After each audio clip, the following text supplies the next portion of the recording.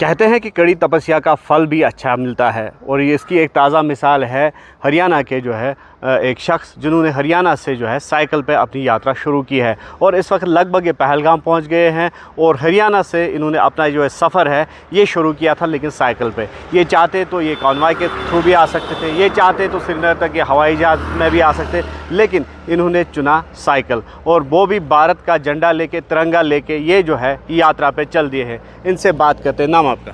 मेरा नरेंद्र यादव, नंदगांव भिवानी हरियाणा से हूँ सर मैं, और ये मेरी दूसरी यात्रा है। मैं 2023 में बालटाल के रास्ते से बाबा बर्फानी के दर्शन कर चुका हूँ। मेरा सपना था कि मैं पहलगाम से भी बाबा बर्फानी के दर्शन करूँ, इसलिए दूसरी बार बाबा बर्फानी के दर्शन करने के लिए आया हूँ। और मैं गाड़ी से भी आ सकता था, लेकिन मैंने ये साइकिल से ही अपना दृढ़ संकल्प किया था कि मैं साइकिल से ही दोबारा बाबा बर्फानी के दर्शन करूंगा। और जब तक मेरे शरीर में जान रहेगी मैं हर साल बाबा बर्फानी के दर्शन करने के लिए आऊँगा। और मैं 19,000 किलोमीटर नेपाल भारत भ्रमण यात्रा कर चुका हूँ साइकिल से।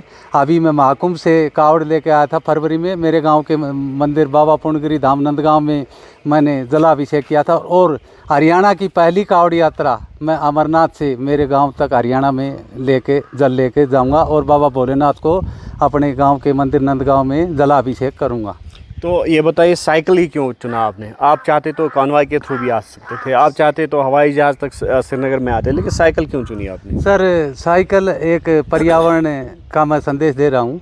इससे न तो पॉल्यूशन होता है, और ये मैं पर्यावरण का संदेश देने के लिए, ताकि इसको चुने, इससे आदमी की हेल्थ ठीक रहती है, और इसीलिए मैंने साइकिल को चुना।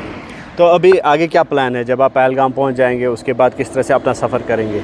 मैं पहलगाम से मैं फिर जाके बाबा बर्फानी से जल लेके और अपने गांव के मंदिर में शिवरात्रि जो 23 जुलाई की है, वहां पर अपने गांव के मंदिर में भगवान भोलेनाथ को जलाभिषेक करूँ। तो चंदनवाड़ी से आप पैदल वो मार्ग जो है वो चुनेंगे आप? हाँ सर, पैदल ही जाता हूँ मैं सभी यात्राएं कर चुका हूँ। कश्मीर से कन्याकुमारी कर चुका हूँ, हिंदुओं के चारों धाम रामेश्वरम, द्वारका, जगन्नाथपुरी और बद्रीनाथ कर चुका हूँ, और नेपाल पशुपतिनाथ का काठमांडू की भी यात्रा कर चुका हूँ सर।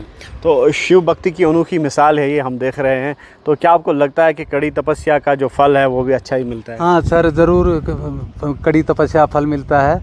और मैं एक बात और कहना चाहूँगा, आप सभी आइए यहाँ। अपनी आर्मी ने पूरी सुरक्षा के साथ कड़ा पहरा देते हुए, यहाँ कोई समस्या नहीं है।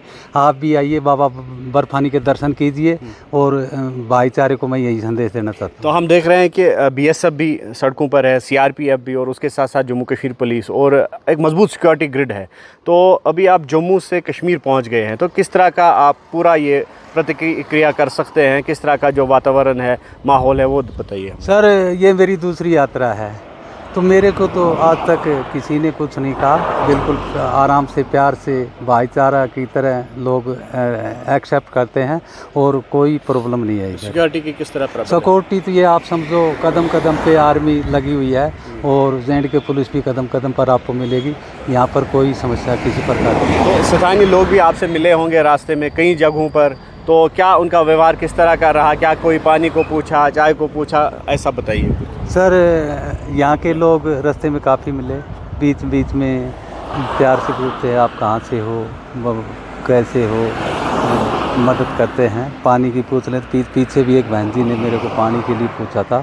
फिर उन्होंने बोला कि अमरनाथ से आप मेरे लिए माला लेके आना। माला मैंने पहले से करी थी, मैंने उसको गिफ्ट कर दी माला, जो वो बोली तो भगवान भोलेनाथ की ये रुद्राक्ष की माला लेके आना, तो मैंने मेरे पास थी, मैंने उसको दे दिया। अच्छा, दे दिया। हाँ। तो क्या संदेश देना चाहेंगे, प्यार का संदेश इन कश्मीर की हसीन वादियों से? मैं यही कहना चाहूँगा, आपस में भाईचारा बना रहे और प्रेम और शांति का संदेश दे रहा हूँ।